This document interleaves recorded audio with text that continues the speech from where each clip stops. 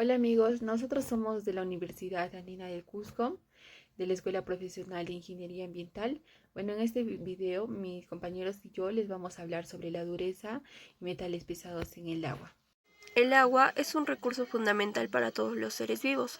No es solo necesaria para el consumo humano, sino que también para mantener los ecosistemas, desarrollar la agricultura, la industria y muchas otras actividades esenciales para la sociedad. Sin embargo, la calidad del agua puede verse afectada por diversos factores, como la dureza y la presencia de metales pesados. Estos parámetros no solo determinan si el agua viene a ser apta para consumo, sino que también si ésta es segura para el medio ambiente. Por eso es importante conocerlos y controlarlos para garantizar la disponibilidad de agua limpia y saludable. Bueno, ahora yo les voy a hablar sobre la dureza del agua. Sabemos que la dureza del agua es una propiedad física o química y nos vamos a referir a la cantidad de sales de calcio y magnesio que van a estar disueltas en el agua. ¿Y cómo el agua adquiere la dureza? Bueno, la adquiere cuando pasa a través de las formaciones geológicas que contienen los elementos minerales que la producen y su poder solvente que los disuelve e incorpora. Y estas lo vamos a encontrar en mayor o menor grado, en la mayoría va a ser en aguas naturales. Bueno, también podemos decir que a mayor concentración de estos iones, más dura va a ser el agua, y a menor concentración se considera un agua blanda. Bueno, ahora vamos a hablar de dos tipos de dureza. Primero tenemos la dureza temporal. Esta se va a dar por la presencia de bicarbonatos y carbonatos de calcio y magnesio. Y bueno, esa la podemos eliminar por ebullición, también por adición de cal o también se puede esterilizar el agua. Y esto va a depender del pH, la alcalinidad y el equilibrio de calcita. Ahora tenemos la dureza permanente. Esto también se va a dar por la presencia de sulfatos, cloruros y nitratos de calcio y magnesio. Y bueno, esa se puede eliminar por métodos químicos, que va a ser el carbonato de sodio y cal. También va a ser por filtración de zeolitas, que va a ser un intercambio iónico, que van a liberar sodio, por procesos de destilación, por desmineralización. Esto se va a darse para uso de laboratorios. Y bueno, esto va a depender de la concentración de sales solubles. El agua es indispensable para el funcionamiento de los ecosistemas, ya que mantiene con vida a las plantas, a los animales y por supuesto a los seres humanos. Además, participa en procesos naturales esenciales como el ciclo hidrológico, regula el clima y permite el desarrollo de la agricultura y la industria. Sin embargo, cuando el agua se contamina, los efectos pueden ser graves, ya que esta altera la biodiversidad, se afectan las cadenas alimenticias y la salud de las personas corre riesgos. Por eso es necesario garantizar su calidad y proteger nuestras fuentes de agua. Continuando con la exposición, yo voy a hablar acerca de los metales pesados en el agua. Bueno, la contaminación del agua por metales pesados representa uno de los problemas ambientales más graves, debido a que estos elementos poseen alta densidad, elevada toxicidad y una gran persistencia en el ambiente. A diferencia de otros contaminantes, los metales pesados no se degradan ni desaparecen con el tiempo. Por el contrario, estos permanecen en el agua, se sedimentan y se van acumulando progresivamente. Cuando estos metales ingresan a los cuerpos hídricos, como por ejemplo a los ríos, mares, lagos o incluso aguas subterráneas, se pueden encontrar de forma disuelta o en partículas en suspensión, alterando de manera significativa la calidad del agua y poniendo en riesgo tanto a los ecosistemas acuáticos como a la salud de las personas. Algo muy importante que debemos de tener en cuenta es que no todos los metales presentes en el agua tienen el mismo efecto. Por ejemplo, existen metales esenciales en bajas concentraciones como el cobre, zinc o el hierro, que son necesarios en pequeñas cantidades para el funcionamiento biológico normal de plantas y animales. Sin embargo, cuando estas concentraciones superan los límites recomendados, estos metales pasan de ser nutrientes a contaminantes, provocando desequilibrios metabólicos y daños a los organismos. También están los metales tóxicos sin función biológica, como por ejemplo el plomo, el mercurio, el cadmio o el arsénico, que no cumplen ningún papel biológico útil en los organismos vivos. Al contrario, incluso en cantidades muy pequeñas, son altamente peligrosos, ya que estos vienen a ser bioacumulativos, es decir, que se concentran en los organismos vivos y con el tiempo este tiene efectos negativos. También son biomagnificadores, lo que significa que aumenta su concentración a medida que pasa de un nivel trófico a otro en la cadena alimentaria, como por ejemplo del plancton a los peces y de los peces al ser humano. Y por último, provocan la muerte de organismos acuáticos, lo cual hace que se reduzca su biodiversidad y de tal manera se deteriora el equilibrio de los ecosistemas. Principales fuentes de contaminación. Bueno, es importante destacar que estos metales pueden llegar al agua por dos caminos principales: por fuentes naturales y fuentes antrópicas, es decir, causadas por las actividades humanas. Dentro de las fuentes naturales está la erosión y la meteorización de rocas. Con el desgaste natural de las rocas, los minerales que contienen metales se liberan al agua, como por ejemplo el arsénico y el níquel, suelen encontrarse de forma natural en formaciones rocosas, y estas, al disolverse, contaminan aguas superficiales y aguas subterráneas. La actividad volcánica y geotérmica. Bueno, generalmente los volcanes y manantiales termales liberan gases y fluidos con metales pesados. Por ejemplo, el mercurio viene a ser un contaminante típico en estas zonas, al igual que el arsénico, que pasa de las fumarolas y aguas termales a ríos y lagos. En algunos acuíferos, los metales están presentes de manera natural debido a la geología del local. Por ejemplo, en varios países de Sudamérica y Asia se han encontrado pozos contaminados con arsénico o cadmio provenientes de las napas subterráneas. Dentro de las fuentes antrópicas, o sea, actividades generadas por las personas, está la minería, que durante la extracción y procesamiento de minerales se liberan residuos cargados de metales, como por ejemplo generalmente la minería suele liberar plomo y cadmio a ríos y lagunas que están cerca.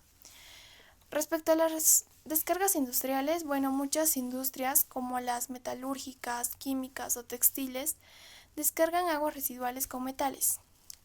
Por ejemplo, el níquel, el cobre y el zinc vienen a ser los elementos más comunes en este tipo de contaminación. En la agricultura, el uso de plaguicidas y fertilizantes químicos puede introducir metales al agua. Por ejemplo, los fertilizantes fosfatados contienen cadmio y algunos pesticidas tienen arsénico. En la quema de combustibles fósiles, por ejemplo, al quemar carbón o petróleo, muchas veces se libera partículas contaminantes al aire, que luego estos van a llegar al agua por deposición atmosférica. Generalmente el mercurio es uno de los principales metales asociados a esta fuente. Y por último, los residuos urbanos. Bueno, la basura mal gestionada, como baterías, aparatos electrónicos o pinturas, libera metales que terminan en el agua, como por ejemplo el plomo y el zinc, son frecuentes en lixiviados de botaderos. Impactos en la salud y en el ambiente por metales pesados. Los metales pesados tienen impactos graves en la salud humana, causando problemas neurológicos, daños cerebrales y renales. Y bueno, en el ambiente, estos metales se bioacumulan y alteran los ecosistemas acuáticos, afectando la biodiversidad y la calidad del agua. Para controlar estos riesgos, organismos como la OMS, la DIGESA, establecen normas de calidad del agua que regulan los niveles permitidos de metales pesados, para proteger la salud pública y el medio ambiente. Salud por metales pesados. El plomo es un metal pesado que afecta principalmente al sistema nervioso central, especialmente en niños, donde puede causar daños irreversibles. La exposición al plomo puede ocurrir por inhalación a polvo contaminado, a la ingestión de agua y alimentos contaminados. Y bueno, hay algunos efectos que vendrían a ser, por ejemplo, los efectos neurológicos, que el plomo interfiere en la transmisión sináptica y el desarrollo cerebral, lo que puede provocar la disminución del coeficiente intelectual, trastornos de atención, problemas de aprendizaje, retraso en el desarrollo psicomotor y alteraciones conductuales. En efectos, por ejemplo, al adulto mayor puede generar hipertensión arterial, enfermedades cardiovasculares, daños renales y efectos reproductivos adversos. Este puede incluir, por ejemplo, los abortos espontáneos y cuando un bebé nace con bajo peso puede ser un factor por este. Bueno, no hay un nivel seguro, o sea, las exposiciones a bajas concentraciones pueden ser perjudiciales, por lo que es fundamental la prevención. El arsénico es un metal metaloide que se encuentra mayormente en el suelo y en el agua. Pero bueno, la actividad humana ha incrementado su presencia en el medio ambiente, lo que genera la exposición crónica al arsénico, principalmente a través del consumo de agua contaminada. Y bueno, está asociada a graves problemas de salud. Por ejemplo, puede generar cáncer. O sea, es una exposición prolongada al arsénico, está vinculada a un aumento de incidencia de cáncer de piel, cáncer de pulmón, vejiga, hígado y riñón. Puede generar otros problemas también como diabetes, pero no en gran magnitud, podría decirse, ¿no? Otro punto es el mercurio, que es un metal pesado que puede encontrarse en varias formas químicas, siendo un metilmercurio y bueno, de forma tóxica que se puede presentar. Y se encuentra cuando hay una bioacumulación en peces y en mariscos y genera daños cerebrales. Por ejemplo, la exposición al mercurio afecta al sistema nervioso central, provocando pérdida de memorias, alteraciones cognitivas y daños neurológicos permanentes. Y va a ser más en niños pequeños y bueno, por ejemplo, una vía de exposición es como mencioné, por el consumo de estos animales que van a contener el metal pesado y, por ejemplo, por la inhalación de los vapores que generan las industrias, ¿no? Y en el ambiente, los metales pesados tienen un impacto ambiental significativo debido a su persistencia, a su alta toxicidad y la capacidad de bioacumularse y biomagnificarse en las cadenas tróficas. En la bioacumulación, los metales pesados se acumulan en tejidos de organismos acuáticos como en peces y moluscos. Aumenta su concentración a medida que asciende a la cadena alimentaria y esto puede afectar a los depredadores superiores, incluyendo aves, mamíferos y humanos, esto según la OMS del 2011. Y puede generar también, aparte, la alteración de los ecosistemas acuáticos.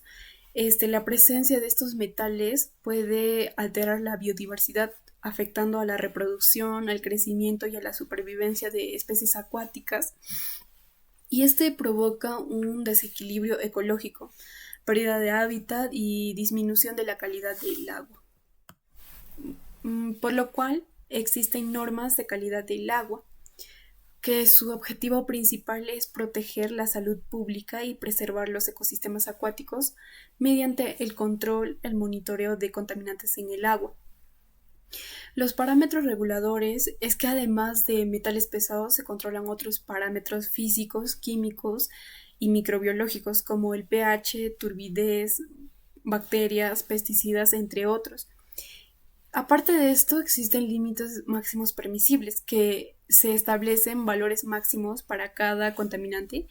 Se basa en estudios científicos que determinan los niveles seguros para la salud humana y para el medio ambiente, por lo cual se recomienda un límite, por lo cual es 10 microgramos de plomo o de cualquier metal pesado en cada litro de agua. Por otro lado, tenemos el monitoreo y el cumplimiento. En las autoridades sanitarias y ambientales realizan inspecciones y análisis periódicas para asegurar que las fuentes de agua cumplan con estas normas. En caso de un incumplimiento, se implementan medidas correctivas para reducir la contaminación que existe. Y bueno, algunas normas internacionales y nacionales es que la Organización Mundial de la Salud Pública y guías internacionales sirven como una referencia para elaborar normativas nacionales que cada país opta por estas guías mediante su contexto y genera leyes, reglamentos específicos y para regular la calidad del agua y bueno, se establecen límites, ¿no? Para los metales pesados y otros contaminantes. Bueno, continuando con la exposición, tenemos también los efectos de la dureza del agua, donde primeramente, ¿qué es la dureza en el agua? La dureza del agua se debe a la presencia elevada de minerales como son el calcio y el magnesio. Normalmente estos se pueden medir lo que son en miligramos por litro, partes por millón o también gramos por galón. Continuando, tenemos la clasificación de la dureza. El agua se considera dura cuando va mayor a los 150 miligramos por litro, o sea, esto es en concentración de carbonato de calcio. Pero aparte de esto, también en la escala se suelen incluir otras categorías como son muy blanda, blanda, moderada, dura y muy dura. Eso según su concentración de carbonato de calcio en miligramos por litro. Aparte de esto, también tenemos los efectos de la salud.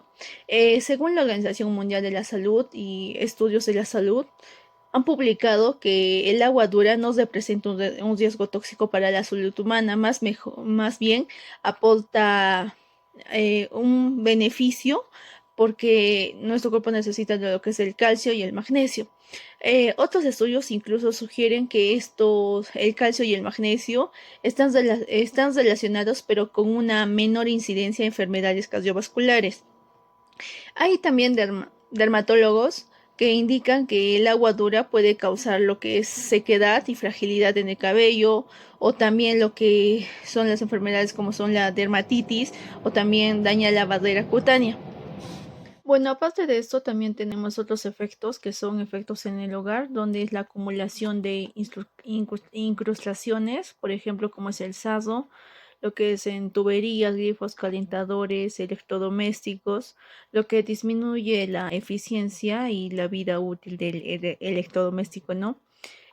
También hay jabones y detergentes que tienen menor rendimiento, o sea que requieren de mayor cantidad para dejar los residuos o formar una película de piel y en la ropa, ¿no? También hay aparatos como los calentadores, lavadoras y cafeteras que se dañan o funcionan peor a lo largo del tiempo. También hay efectos en las industrias, por ejemplo, en las calderas o intercambiadores de térmicos. El endurecimiento reduce la eficiencia térmica, lo que genera un riesgo operativo y aumento en los costos. También hay en la industria textil. La dureza dificulta la absorción de colorantes, también afecta el acabado del tejido y puede interferir con los productos químicos que están utilizando en el proceso. También en los métodos de tratamiento para la dureza del agua, tenemos lo que son los ablandadores del agua, que son un intercambio iónico donde se sustituyen el calcio y el magnesio por el sodio y el potasio, lo cual son muy efectivos para reducir la dureza. También la osmosis inversa, donde se filtra eficazmente estos minerales y puede exigir un mantenimiento frecuente en el agua por si es muy dura.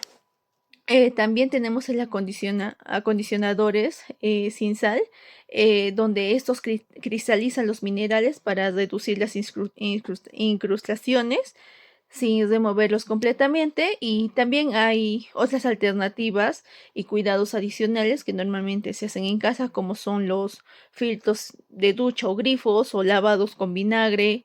Esto se hace normalmente para eliminar el sarro. Como conclusión, la dureza del agua, causada principalmente por calcio y magnesio, no representa un riesgo directo para la salud, pero afecta la calidad de agua y genera problemas en sistemas domésticos e industriales. También los metales pesados presentes en el agua, como el plomo, cadmio o arsénico, representan un riesgo grave para la salud pública debido a su toxicidad y capacidad de bioacumulación. También tenemos como recomendación que realizar un monitoreo regular de la dureza y concentración de metales pesados para asegurar que el agua cumpla con los límites permisibles de calidad, ¿no? Implementar tecnologías de tratamiento adecuado como suavizadores, filtración o intercambio iónico, que permita reducir la dureza y eliminar metales pesados antes de su consumo.